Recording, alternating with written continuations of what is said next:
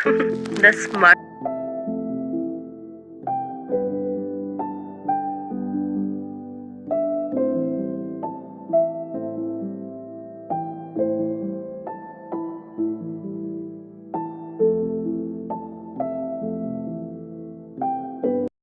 India में लड़कियों की सुरक्षा की बात दूर की, पेंटिंग्स भी सुरक्षित नहीं है। तो भाई वो लड़के कहाँ मर गए अब, जो कहते हैं कि भाई लड़कियाँ छोटे छोटे कपड़े पहन के हमें प्रवोक करती हैं, यू नो सब लड़कियों की ही गलती है, रात को क्यों निकलती हैं, दिन में क्यों निकलती हैं, XYZ जो भी बातें बोलते हैं। भाई तुम पेंटिंग्स को, ग्रेफिटी आर्ट को नहीं छोड़ रहे हो वॉल्स पे।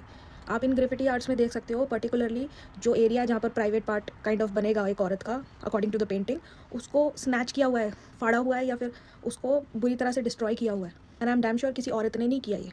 लड़के भी जानते हैं ये लड़कों का ही काम है, ठीक है। और इस वीडियो को देख के भाई मुझे इतना गुस्सा आ रहा है ना, मुझे वो सारी बातें याद आ रही हैं जो आदमी बोलते हैं जस्टिफाई करने के लिए किसी एक एक्ट को, किसी एक रेप को, किसी एक छेड़छाड़ को जो वुमेन के साथ की जाती है।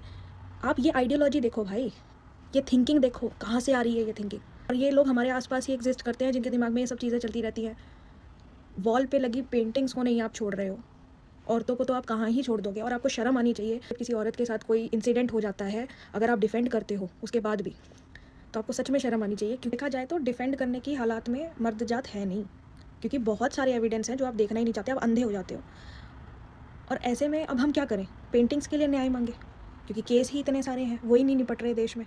कितने पेंडिंग केस हैं जो रजिस्टर ही नहीं होते, और हमारे देश के मर्द लगे हुए हैं ये कहने में कि 90% केस तो जी रेप के फेक होते हैं। आप हालात देख लो, पेंटिंग्स को नहीं छोड़ रहे हो तो औरतों को तो नोच डालते होगे।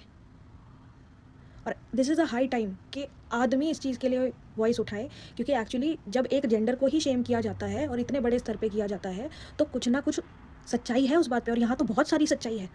तो इट्स हाई टाइम कि लड़के आगे आएँ और लड़के लड़कों को समझाएं कि ये चल क्या रहा है सब कुछ। छोटे बच्चों से लेके टीनेजर्स तक, इनको कम से कम सीख दी जाए कि क्या चीज़ नॉर्मल है और क्या चीज़ नॉर्मल नहीं है। हमारे देश में एजुकेशन की, इस फील्ड में वुमेन सेफ्टी के बारे में एजुकेशन की बहुत ज़्यादा ज़रूरत है, अवेयरनेस की बहुत ज़्यादा ज़रूरत है। और ये सिर्फ अकेली लड़कियां नहीं ला सकती, क्योंकि आपके अकॉर्डिंग सारी लड़कियां जो बात करती हैं वो सारी फेमिनिस्ट है, और फेमिनिस्ट तो आपको सबसे बड़ी आपकी दुश्मन लगती है। तो भाई लड़के तुम ही आवाज़ उठा लो, कम से कम इस चीज़ को बुरा समझते हैं जिनके घर में बहनें हैं, जिनके घर में माएँ हैं। आप तो देखो कि ये गलत है। अब इस चीज़ में प्रॉब्लम भी यही है कि कई लोगों को ये चीज़ें भी नॉर्मल लगेंगी। जिस नज़र से हम देख पाते हैं, उस नज़र से आप जिस दिन देखना शुरू कर दोगे, आपको समझ आ जाएगा कि हमारी कंट्री में वुमेन की फ़िलहाल क्या हालत है, और आप फिर औरतों पे सवाल नहीं उठाओगे।